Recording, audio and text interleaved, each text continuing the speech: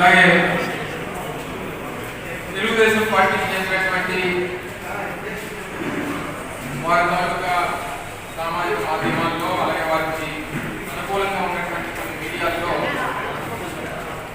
అమరావతి రాజధాని కోసం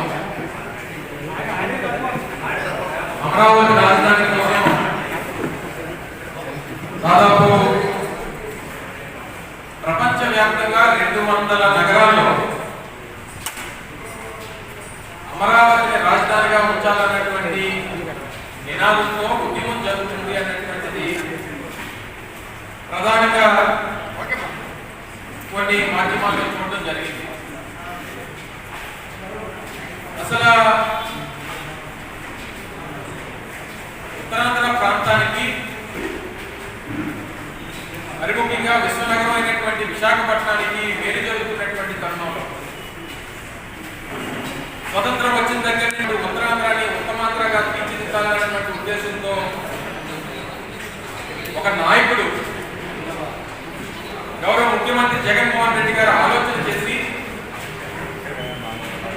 ఈ ప్రాంత ప్రజల తాలూకా ఆకాంక్షని ఈ ప్రాంత ప్రజల తాలూకా ఆలోచనలకు అనుగుణంగా ఈ ప్రాంతానికి మేలు చేయాలనే ఉద్దేశంతో ముందుకొస్తే దాన్ని అడ్డుకునేటువంటి కార్యక్రమాన్ని చేస్తున్నటువంటి ఈ ప్రతిపక్ష నాయకుడు చంద్రబాబు నాయుడు ఆయనకు తోడున్నటువంటి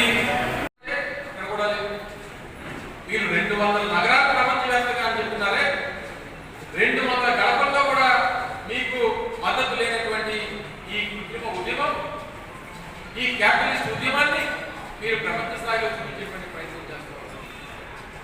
మీకేమో విశాఖపట్నం ప్రజలు ఏ రకంగా బుద్ధి చెప్పారు, మీరు ఈ ప్రాంతంలో అడుగు పెట్టాలనేటువంటి ప్రయత్నం చేస్తే ఒక్కొక్కరు అల్లూరి సీతారామరాజులా ఏ రకంగా తిరగబడ్డారో మీరు అందరూ కూడా చూశారు. మరి ఇటువంటి సందర్భంలో మీ కొడుకు మొన్న వచ్చాడు,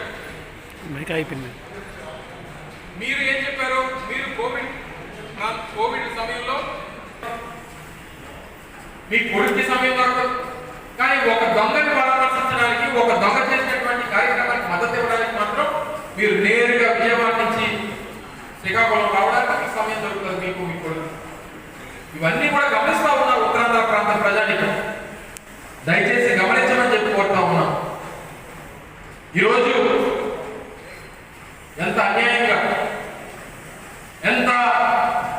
అన్యాయంగా చేస్తున్నటువంటి కార్యక్రమం, ఏ రకంగా ఈ ప్రాంత ప్రజల తాలూకా ఆకాంక్షని గమనించమని చెప్పి మిమ్మల్ని అందరినీ కూడా సందర్భంగా కోరుతా ఉన్నాం. తప్పకుండా మన ఆయన బయట కనబడతా ఉన్నాడా అంటే ఆయన బయట కనబడతాడు. ఆయన ఈ రాష్ట్రానికి పట్టినటువంటి పెద్ద ఇల్లో వైరస్, అటువంటి వైరస్ ఇంకో వైరస్ చూసి భయపడతా ఉంది. ఎక్కడన్నా ప్రజలకు వచ్చి ప్రజలు వాళ్ళు ఎక్కడ కొట్టుకుంటారనేటువంటి భయపడేటువంటి నాయకుడు ఎక్కడ చూస్తామండి? ఒక వైరస్ ఇంకో వైరస్ చూసి భయపడుతున్నటువంటి దాన్ని ఈరోజు రాష్ట్రంలో చూస్తా ఉన్నాం. ఈరోజు చంద్రబాబు నాయుడు లాంటి వైరస్లు కరోనా వైరస్ కన్నా ప్రమాదకరమైనటువంటి విషయాన్ని ఈ సందర్భంగా తెలియజేస్తుంది. అది ఇప్పటికే ప్రజలు గమనించారు కాబట్టి మొన్ననే 2019 ఎన్నికల్లో దానికి వ్యాక్సిన్ కనిపెట్టి పక్కన పెట్టినటువంటి సందర్భాన్ని మనం చూసాం. దయచేసి మరొకసారి ఈ ప్రాంత ప్రజల ఆకాంక్షలకు అనుగుణంగా పనిచేసినటువంటి నాయకుడు జగన్మోహన్ రెడ్డి గారు ఆయన తీసుకున్నటువంటి నిర్ణయాన్ని మళ్ళీ వెనక్కి వేసేటువంటి ప్రసక్తే లేదు. 3 రాజధానులు అనేటువంటివి అది జరిగి తీరేటువంటి కార్యక్రమం తథ్యం. త్వరలోనే జగన్మోహన్ రెడ్డి గారు కూడా విశాఖపట్నం అడుగుపెట్టడం ఖాయం.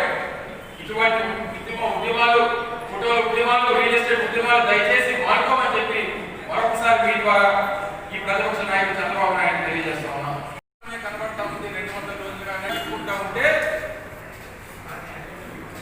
అసలు అమరావతిలో 200 గడపల్లో లేనటువంటి ఉద్యమాన్ని దేశం ప్రపంచంలో 200 నగరాల్లో విస్తరిస్తా ఉన్నామనేటువంటి మాట చెప్తా ఉంటే చాలా హాస్యాస్పదంగా ఉంది. అసలు ఇటువంటి ప్రతిపక్ష నాయకుడు కేవలం ఒక ప్రాంతం, కేవలం 23 గ్రామాలకి సంబంధించినటువంటి సమస్యని, కేవలం ఒక జాతి సమస్యని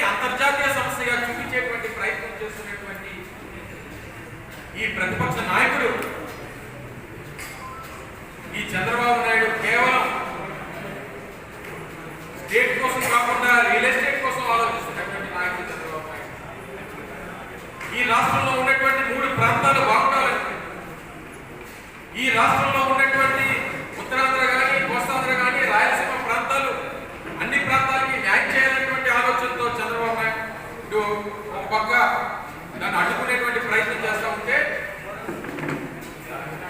జగన్మోహన్ రెడ్డి గారు ఈ 3 ప్రాంతాలకి మేలు చేయాలని, ఈ 3 ప్రాంతాలకు చెందినటువంటి ప్రజలకి ఆ ప్రజల తాలూకు ఆకాంక్షలకు అనుగుణంగా ముందుకెళ్లాలన్నటువంటి ప్రయత్నం జగన్మోహన్ రెడ్డి గారు చేస్తూ ఉంటే ఎంత అన్యాయంగా ఈరోజు ప్రతిపక్ష నాయకుడు చంద్రబాబు నాయుడు, ఆయన కొడుకు, ఇందులో భాగస్వామ్యం అయినటువంటి రియల్ ఎస్టేట్ వ్యాపారస్తులు, ఆయన తోడున్నటువంటి ఆయన ఓటమి అంతా కూడా ఏ రకంగా అడ్డుపడుతూ ఉందో చూస్తూ ఉన్నాం. కొన్ని తీరాలు నువ్వు చెప్పినటువంటి ఈ ప్రపంచ రాజధాని అమరావతి, నువ్వు ప్రజల్ని మభ్యపెట్టేటువంటి నీ ప్రపంచ రాజధాని అమరావతి, నువ్వు ప్రజల్ని మోసం చేసి గ్రాఫిక్స్ చూపించి ఈ రాష్ట్ర ప్రజల్ని మభ్యపెట్టి మోసం చేయాలనుకున్నటువంటి నీ ప్రాంత అమరావతి, మొన్న జరిగినటువంటి ఎన్నికల్లో వచ్చినటువంటి ఫలితాలు చూసాం. ప్రధానంగా ఏదైతే గతంలో కోర్ క్యాపిటల్ గా ఉన్నటువంటి అమరావతి ప్రాంతం 2 నియోజకవర్గాల పరిధిలో ఉన్నటువంటి ప్రాంతం, ఒకటి మంగళగిరి, 2 తాడికొండ. పోనీ అక్కడన్నా మీరు విజయం సాధించారంటే 2 సీట్లు కూడా వైఎస్ఆర్ కాంగ్రెస్ పార్టీ కైవసం చేసుకుంది. ఒక సీట్లో ఎక్కడ మీ కొడుకు మంగళగిరిలో చిత్తుగా ఓడిపోయినటువంటి సందర్భాన్ని మర్చిపోతే చంద్రబాబు నాయుడు గారు. అంటే మీరు తీసుకున్నటువంటి నిర్ణయాన్ని మాకు అంగీకారం లేకునేటువంటి విషయాన్ని, మీరు ఆలోచన తీసుకున్నటువంటి భూములు కేవలం రియల్ ఎస్టేట్ కోసమే మీరు సేకరించాలనేటువంటి విషయాన్ని ఆ ప్రాంత ప్రజలు గ్రహించారు. ఆ ప్రాంతంలో ఉన్నటువంటి ప్రజలు మీరు చేసినటువంటి అన్యాయాన్ని తెలుసుకున్నారు.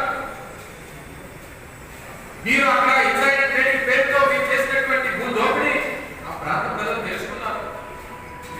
మరి ఇన్ని రకాలుగా మీరు ఆ ప్రాంతాన్ని దోపిడీ చేసి ఆ ప్రాంతంలో ఉన్నటువంటి ప్రజలకి అన్యాయం చేసి మీరు కేవలం 1-2 సంవత్సరాల కాలంలోనే ఆ ప్రాంతాన్ని అభివృద్ధి చేస్తామని చెప్పి మోసం చేసి తీరా మీరు రియల్ ఎస్టేట్ వ్యాపారం చేసుకున్నారనేటువంటి ప్రయత్నం చేసి మీరు ఈరోజు ఈ పరిస్థితుల్లో ఉన్నారు.